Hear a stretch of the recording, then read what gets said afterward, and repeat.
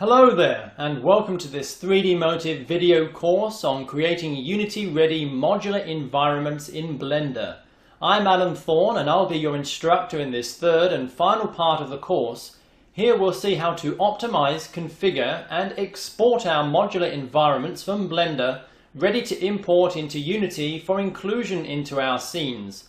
In addition, we'll use a range of Unity scene building tools to arrange and configure our environments into interesting and meaningful combinations that form a complete level, one that feels integrated and seamless. By the end of this part, you'll have all the practical knowledge you need to take your environment ideas from concept to completion, using Blender, GIMP and Unity, as well as any other content creation tools. The concepts and ideas in this course are not software limited. They're entirely transferable, so if you want to create modular environments for your game projects, then this is the course for you.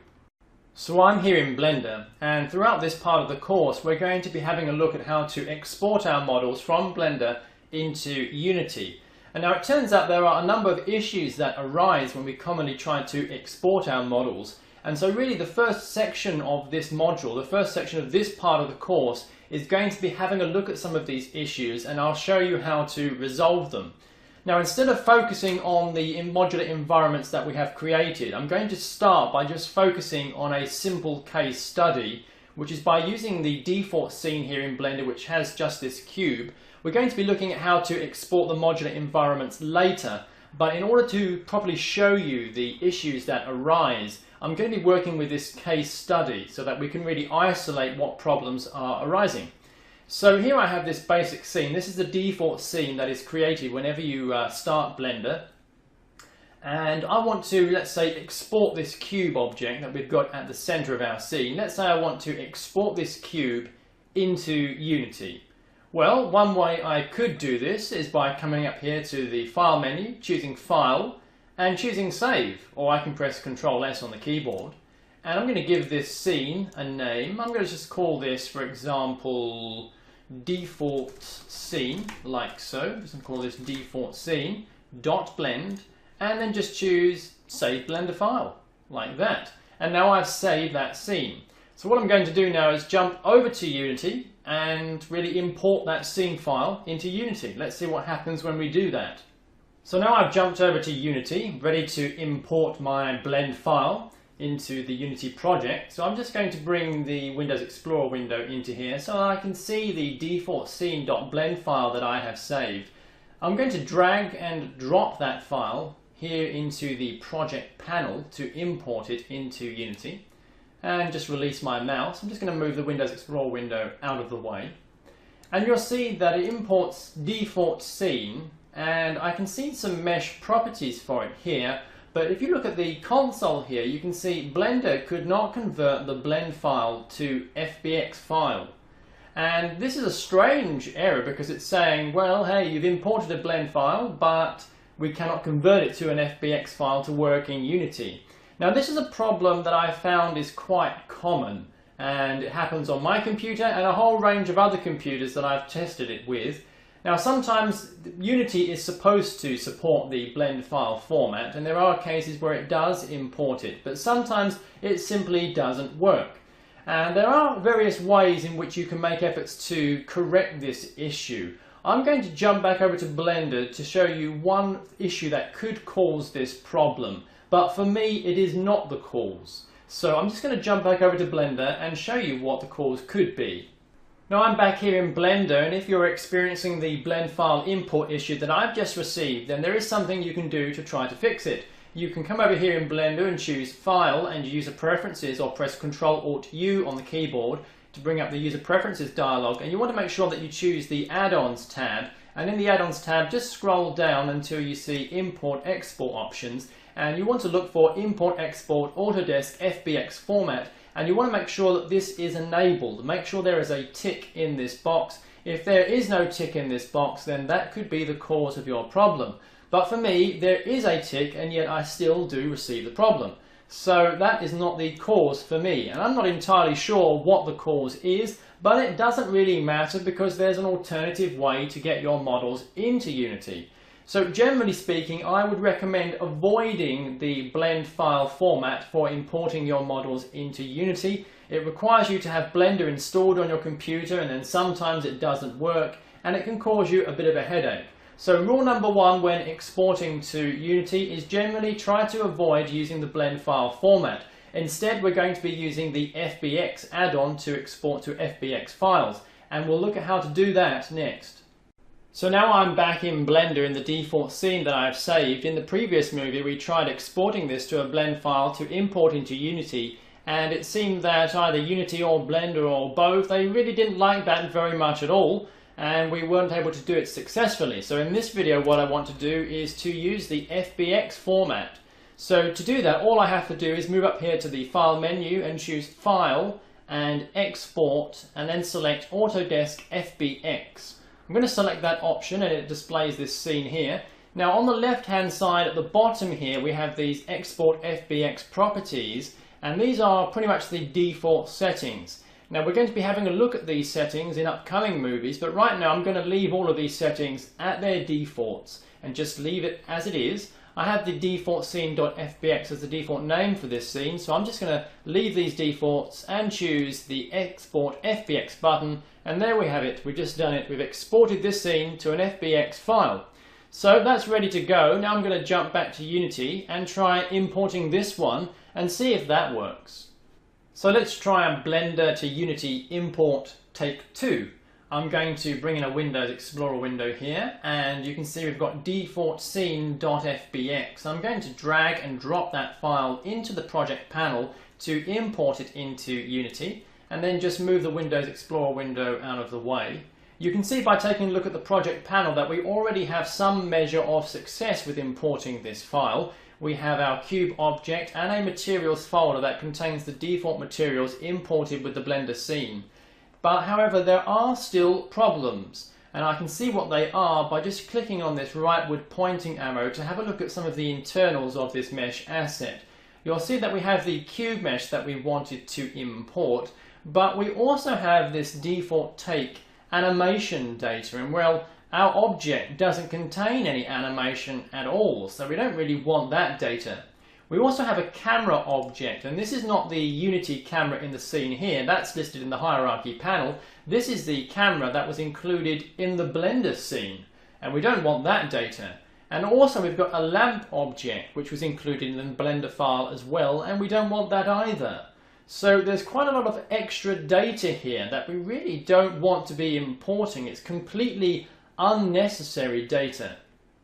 So we need to find a way to selectively import only certain objects and exclude others. And perhaps a more significant problem, however, if I select this cube mesh here and I take a look in the preview panel, you'll see that the shading of this cube is just completely off. This is not how the cube looks when shaded in Blender. This has a kind of smooth shading all over, and that's because really Unity is not recognizing these sharp edges here. It just thinks this is all one completely smooth surface. Now we can actually repair this issue very quickly and easily in Unity by scrolling down here, and under Normals we can choose Calculate, and I'm going to press Apply, and you'll see that then it does fix the shading of the cube. That is a quick way to repair this issue, but I want to show you a more powerful way to do it in Blender at source that gives you much more control over the shading of your objects. So I'm going to switch this setting back from Calculate to Import, which is what it was at, and then choose Apply, and we get that wrong sort of smooth shading again. Another problem is if I click and drag the cube into the scene, it appears completely invisible. You can see it listed here in the hierarchy panel, and in fact it also brings in lots of other data like the camera, the cube, the lamp. We don't want all of this data, and we really cannot see our object in the scene. And the reason for that, let's just delete this object. The reason we can't see it is because over here on the object you can see that the scale factor is set to 0.01, and that's a very small scale indeed. Let me just delete that object, didn't delete it there. I'm going to select the object and change the scale to 1, scroll down and click apply, and now when I drag and drop the object into the scene it works properly, but by default it was set to a completely inappropriate scale. So now we're going to be coming in and starting to address these issues. We're going to be looking at how to do that next. So I'm back here in Blender, and the first issue that I want to address is the smooth shading issue that we saw when we tried to import this cube into Unity. When we imported the cube in Unity, this cube was completely smoothly shaded, and we can see from the Blender scene that that is not really how Blender renders the cube at all. It recognizes that these edges should be sharply shaded. So let's see how we can fix that, and the way we do this is by selecting the edges in the cube and using the Mark Sharp tool to mark those edges as sharp edges. Let's see how that works. I'm going to press the Tab key on the keyboard to go into edit mode here. So we have the edit mode active, and I'm going to switch to edge mode by selecting these edges here, and I'm going to press Ctrl A on the keyboard to select all edges in the cube.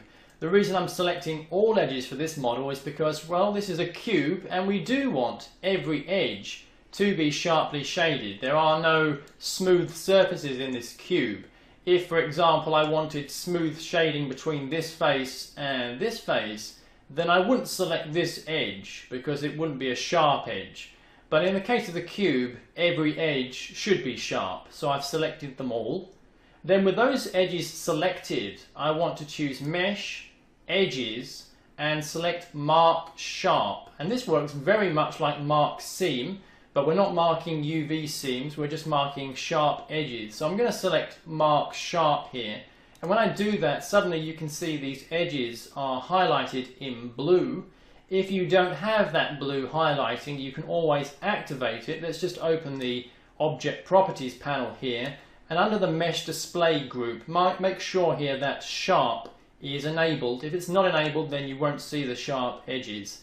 So I'm going to activate Sharp and just move those properties out of the way here. Now, this is not all that you have to do, however, to get sharp edges to work in Unity. There's still more that you have to do.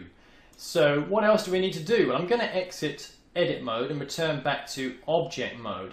Now that I've marked those sharp edges, I'm going to move over here to the modifiers tab. Let's just expand these properties and select the modifiers tab here.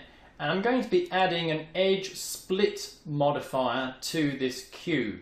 So I'm going to add the edge split modifier, and I'm going to disable the check in edge angle and just leave sharp edges activated.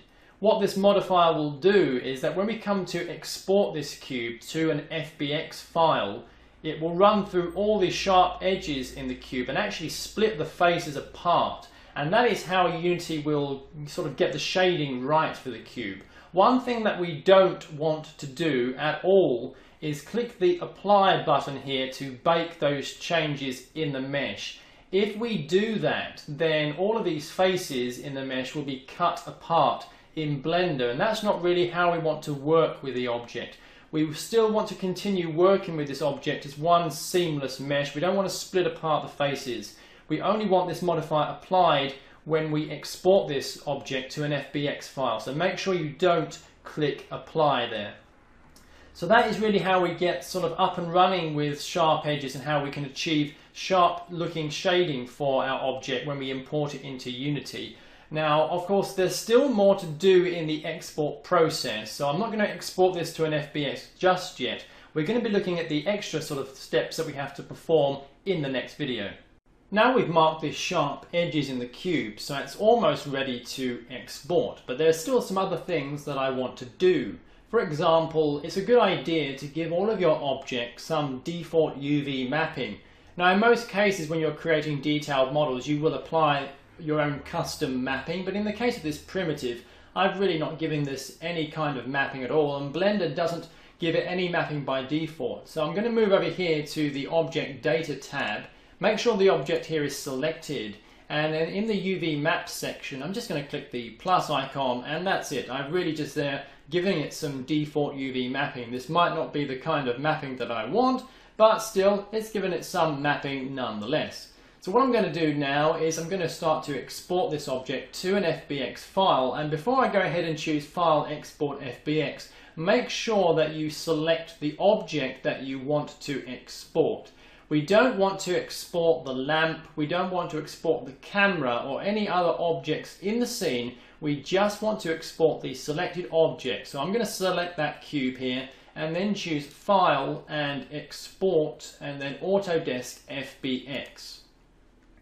So here now I've got the FBX dialog, and let's take a look at some of these Export FBX options. Now we know, for example, that we just want to export the cube mesh, which is the selected object. So I want to enable the selected objects here. So I just want to export only the selected objects. For now I'm going to leave the forward and up as they are, with -Z forward and Y up. And what sort of things among the selection do we want to export? Well, I only want to export the mesh. That's the only kind of object I'm interested in exporting. So I'm going to click on that mesh there to select the mesh. We just want to export the mesh and make sure all the others are deselected. I want to apply the modifiers on export, which means that the edge split modifier will be applied to our model. The rest of the data, the animation data, I want to disable and completely just switch off. So I'm going to remove the tick from all of the rest of the options here and leave it at those settings. And now I'm going to choose export to that file. And we've exported this now to an FBX. So let's import this into Unity and see how it looks now. Okay, so are you ready? Let's import our FBX file. I'm going to drag the Windows Explorer window in here and drag and drop the default scene.fbx into the project panel. Let's move this out of the way, and okay, yes, this is looking much better. If I select this cube now, you can see in the viewport that default shading, that edge split modifier has really helped those edges come out as sharp now. So that's looking pretty good. We no longer need to scroll down here and use the calculate option. We can use the import settings for the normals. So that's looking very good. And if I click on the right pointing arrow and expand the asset, you can see, oh yes, this is looking much, much better. We're just exporting just the data that we need, only that selected data. That's looking very good. The only problem that we are left with, however, is you will see that the scale factor for this mesh is still 0.01. Now this is a problem because every time I'm going to import my meshes, it will make them very, very tiny. We could of course change it to 1 and then press apply, but doing that for every single mesh we import is a rather tedious process. And there is a solution available to get Unity to set this to 1 by default. And we're going to be looking at how to do that next. Now we're going to solve the mystery of the FBX scale factor. And to do this, I've navigated to the Unity Answers website in a web browser, and you can access that page by navigating to answers.unity3d.com. And I've isolated a specific question here, which is questions 12187 import settings.html, and the question reads, why do my models always appear in Unity at 0.01 scale? And that's the question that we are asking, and there's a solution. If I scroll down, you can see we solved this issue with an editor script, and this answer was kindly provided by Herman Tuliken. And you can see that we've got some source code here, which is C# source code. I'm going to select that source code and press Ctrl+C on the keyboard, and then I'll jump over to Unity to show you how we can set this up so that our models will always import at the scale of 1 as opposed to 0.01. So let me just move this web browser window out of the way, and behind us we have this default Unity project here. The first thing I'll do is right click and choose Create and Folder to create a new folder in the project. I'm going to name this folder Editor, and you have to do the same thing. You must call this folder Editor. We're going to create a class inside, and any other name won't do for this folder. It must be called Editor.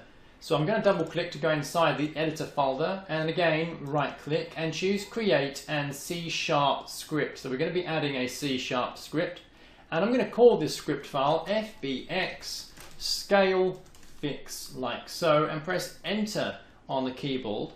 I then double click this file to open this up in Mono Develop, and you can see we have our file here. I'm going to highlight all of this source code and press Ctrl+V on the keyboard to import it in here. So I'm just going to save those changes with Control S and then just minimize mono developed. And as I do that and return to Unity, it compiles that code. I'm just going to return back to the assets folder. Everything here is looking good. And now let's import our FBX file. So I'll bring in a Windows Explorer window, drag and drop default scene.fbx into the project panel, move this out of the way, and you can see the file has been imported. But if we select it and inspect it further, you can see over here in the object inspector, scale factor of 1. So it's not 0.01, but it's 1. And if any project that has the editor folder with that script inside will always import every single mesh by default with a scale factor of 1. So that is how you can solve the FBX scaling issue. So now we're good to move on.